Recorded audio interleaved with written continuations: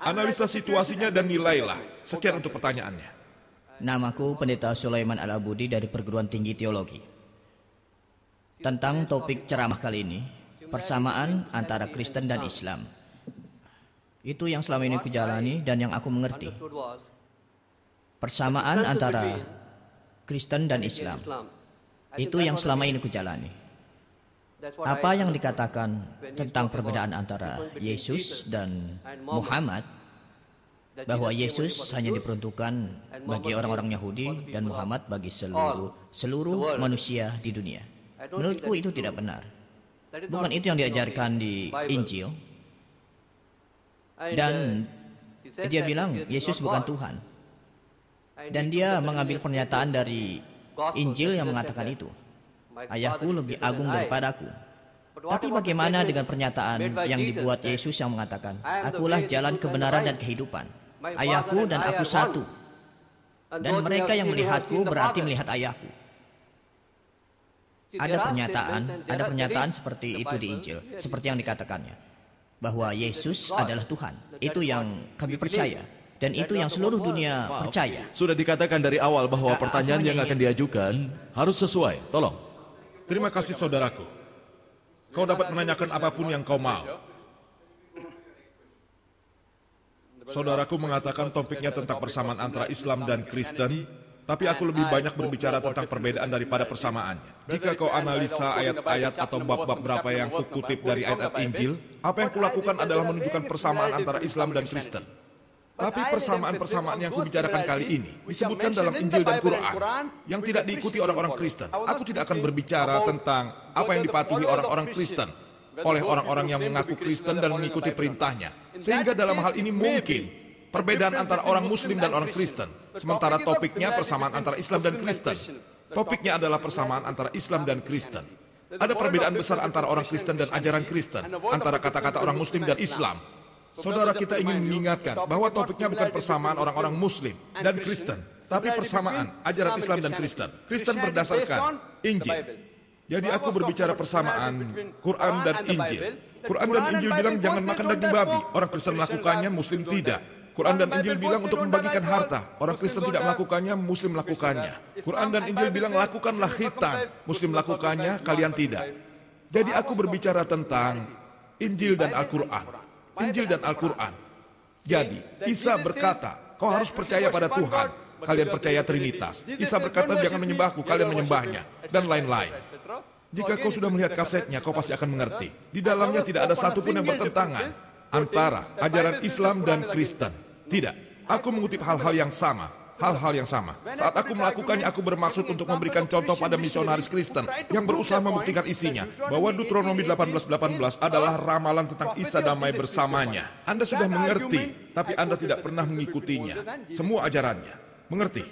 Tapi, jika kau analisa, tadi aku berbicara persamaan antara Injil dan Quran yang merupakan dasar agama Islam dan Kristen. Aku membuat pernyataan itu benar dan aku tetap pada kata-kataku, bahwa tidak ada satu pernyataan pun di dalam Injil yang menyatakan bahwa Isa mengatakan sendiri kalau aku Tuhan jadi sembahlah aku. Seperti yang dikatakan Isa, aku adalah jalan kebenaran dan kehidupan. Tidak ada yang lebih agung dari aku, kecuali ayahku, sebab aku dan ayahku satu. Semua pernyataan ini adalah referensi dari pernyataan tersebut.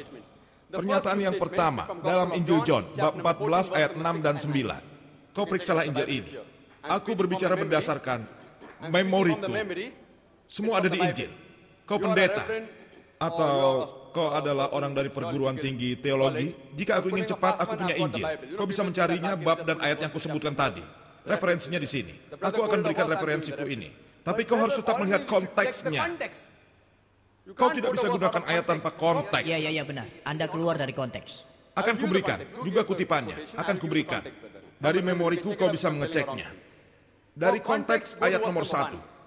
Dalam John bab 14 ayat 1 dikatakan, untuk mencari konteksnya, Isa damai bersamanya berkata, di rumah ayahku ada bermacam-macam rumah besar. Banyak rumah besar di sana. Jika kau tidak dapat melihat, aku tidak akan katakan. Aku pergi ke sana untuk menyiapkan tempat bagimu. Kau tahu kemana aku pergi? Thomas mengatakan bahwa kami tidak tahu kemana kau pergi. Kami tidak tahu jalan kemana kau pergi. Dia berkata, akulah jalan kebenaran dan kehidupan. Tidak ada seorang pun bisa melihat ayahku kecuali aku. Dan aku setuju Isa damai bersamanya adalah jalan kebenaran dan kehidupan. Tidak seorang pun yang dapat menghadap Tuhannya selain Isa. Saat periodenya, setiap nabi setiap waktunya adalah jalan dan kebenaran bagi Tuhan yang Maha Besar. Tuhan yang Maha Besar. Saat periode Musa, Musa adalah jalan kebenaran dan kehidupan. Tidak ada yang menghadap Tuhan yang Maha Besar kecuali Musa damai bersamanya. Begitu juga Yesus jalan, kebenaran dan kehidupan. Seperti Nabi Muhammad damai bersamanya, dia juga jalan kebenaran dan kehidupan. Jadi setiap nabi di waktunya merupakan jalan kebenaran. Aku setuju dengan pernyataan itu. Maksudnya bahwa jika kau mengikutiku, kau mengikuti Tuhan yang Maha Besar. Dialah jalannya. Dalam ayat yang lain dikatakan bahwa kau belum melihat Tuhan. Kemudian Isa damai bersamanya berkata, lebih baik kau melihatku yang sudah pernah melihat Tuhan. Lebih baik kau melihatku dan melakukan perintahku. Berarti kau mengikuti perintah Tuhan. Lebih baik melihatku yang sudah melihat Tuhan. Kau lihat konteksnya. Kesaksian pertama konteksnya. Bahwa ayahku mempunyai banyak sekali rumah-rumah besar. Sesuai konteks berarti ia berbicara pada Tuhan. Jelas disebutkan, jika kau membaca konteks yang ingin diketahui, dalam konteks penyerahan diri, jika kau mengikutiku, akulah jalan kebenaran.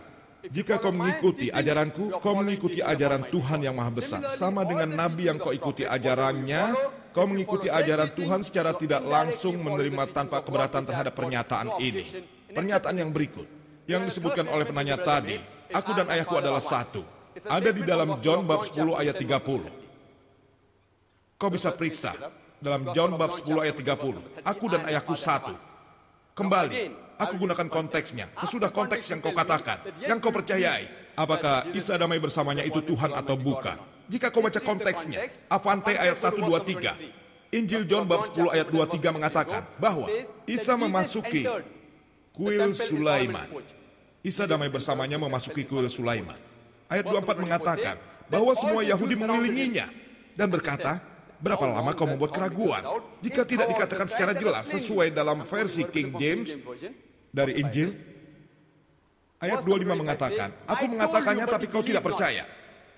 Semua yang kulakukan atas nama ayahku, mereka jadi saksi atas aku. Semua yang kulakukan atas nama ayahku, mereka jadi saksi atasku. Ayat 25. Ayat 26 sudah kukatakan kau tidak percaya karena kau bukan dombaku. Ayat 27 mengatakan bahwa dombaku, mereka menyembuhkanku. Aku tahu mereka mengikutiku. Ayat 28, bahwa aku berikan kehidupan abadi yang lebih baik yang tidak akan hilang. Tidak seorang pun dapat menancapkannya pada tanganku. Ayat 29, ayahku memberikan padaku lebih agung dari semuanya. Tidak seorang pun dapat menancapkannya pada tangan ayahku. Ayat 28 mengatakan, tidak seorang pun dapat menancapkan pada tanganku. Ayat 29 mengatakan, tidak seorang pun dapat menancapkannya pada tangan ayahku. Ayat 30, aku dan ayahku adalah satu. Jadi jika kau baca konteksnya, tidak seorang pun dapat menancapkannya pada tanganku. Tidak seorang pun dapat menancapkannya pada tangan Isa damai bersamanya. Ayat 29 mengatakan, tidak satu pun yang dapat menancapkan pada tangan ayahku. Ayat 30, aku dan ayahku satu. Dalam konteks yang ingin diketahui, dengan sengaja Isa dan Tuhan yang Maha Besar adalah sama. Ayahku adalah dokter medis. Sebenarnya aku juga dokter medis. Aku dan ayahku adalah satu. Apa maksudnya kami satu orang? Tidak, maksud dari aku dan ayahku adalah satu karena kami sama-sama dokter. Dalam profesi kami dokter medis. Tapi bukan berarti kami satu orang. Dalam profesi, ini sangat jelas. Seseorang mengatakan tidak. Ini satu arti dari satu orang. Ku bilang oke. Jika kau baca lebih jauh dalam John, bab 17 ayat 21 dikatakan, ayahku berada di dalamku, dan aku di dalamnya. Bersama kami menjadi satu sama seperti tadi. Kami berdua satu. Jika kau baca John bab 17 ayat 21 lebih jauh dikatakan, ayahku berada di dalamku, aku berada di dalammu. Dan secara lebih luas dikatakan, bahwa kita semua adalah satu. Jika kau mengatakan satu, kau harus percaya pada 14 Tuhan. Tuhan yang Maha Besar, Yesus Kristus dan seluruh perangkatnya. Jika kau baca manuskrip yang asli, saudara, yang digunakan di sini adalah sama dengan yang terdapat dalam Injil John bab 10 ayat 30 yang berkata bahwa aku dan ayahku satu. Sama dengan yang dikatakan dalam John bab 17 ayat 21. Sama, ayahku dalam diriku, aku dalam dirimu. Kita satu. Ayat 23 mengatakan, aku ada di dalammu. Kita satu. Satu lagi yang sama. Kata-kata yang sama. Dalam konteksnya berarti Tuhan yang Maha Besar, Yesus Kristus dan yang lainnya. Kebenaran yang sama, pesan yang sama kalau mereka satu. Tapi jika kita tidak mengakuinya, berarti kita akan merubah Trinitas menjadi konsep 14 Tuhan. Tuhan Yesus Kristus dan ke-12 muridnya. Kau membaca konteksnya, tapi kau tidak setuju dengan konteksnya. bahwa mereka adalah satu. Berarti kita percaya ke-12 murid Isa adalah Tuhan. Kau baca lebih jauh, ayat 31. John bab 10 ayat 31, sesudah Isa berkata, "Aku dan ayahku satu." Orang Yahudi mengambil batu untuk melemparinya. Kau tahu, mereka tahu. Orang Yahudi ingin membunuhnya untuk menyingkirkannya. Lihat, orang Kristen menuntut definisi. Orang Yahudi menuntut penebusan. Kristen menuntut penebusan. Yahudi menuntut definisi untuk menyingkirkannya. Ayo bunuh dia, mereka jadi punya alasan untuk membunuhnya. Dan diberikan jawaban. Isa damai bersamanya mengatakan, masih banyak pekerjaan baik yang belum ditunjukkan ayahku. Yang mana yang membuatmu melempariku? Ayat 32, kau bisa lihat. Ayat 32, pekerjaan baik yang mana yang membuatmu melempariku? Dan ayat 33, orang Yahudi menjawab, kami tidak melemparimu karena pekerjaan yang baik. Kami melemparimu karena kau menjadi laki-laki yang diberkati. Kau menuntut definisi. Tapi Isa menghalaunya dengan ayat 34 dan 5 dalam Injil John bab 10. Dikatakan, tidak disebutkan dalam kitabmu bahwa aku Tuhanmu. Dan pada orang-orang yang didatangi kalimat-kalimat Tuhan. Jika kau katakan orang itu Tuhan, kitabmu tidak menulisnya. Orang yang didatangi kalimat-kalimat Tuhan. Jika kau menyebutnya Tuhan, kitabmu tidak menulisnya. Dan jika kau melihat dalam Sam, bab 82 ayat 6 dikatakan bahwa dialah Tuhan. Jika kau baca konteksnya, Isa damai bersamanya tidak ada yang menyebutnya definisi. Dia tidak mengatakan bahwa dirinya adalah Tuhan. Dia hanya pembawa pesan Tuhan yang maha besar. Sekian jawabannya. Jika kau tidak puas, silakan sampaikan pada moderator. Aku rasa Anda menggunakan Injil hanya untuk kepentingan Anda saja. Jika aku salah, maka orang-orang Muslim akan... saudara. Seseorang yang mencari pengampunan. Dan Anda lebih memilih yang lain dibanding... Saudara, kita akan sampai ke sana, tapi pertama, kita membicarakan definisi. Sesudahnya baru pengampunan, dan aku tidak akan pergi. Tenang saja. Aku juga ingin tahu. Ya, kita akan sampai pada Matius bab 9. Pertama-tama, apa kau setuju bahwa Isa damai bersamanya tidak mengatakan definisi? Jika kau percaya, berarti kau setuju dengan 14 Tuhan. Kau bilang aku salah tentang Injil, aku terbuka untuk koreksi. Jika manusia dapat berbuat salah, begitu juga aku. Injilnya yang mengatakan pada Dr. Zakir Naik, kau telah salah mengerti tentang Injil. Bukan ini, tapi yang itu. Tapi, hanya jika aku salah, di dalam Islam kami percaya, kau harus memberikan bukti.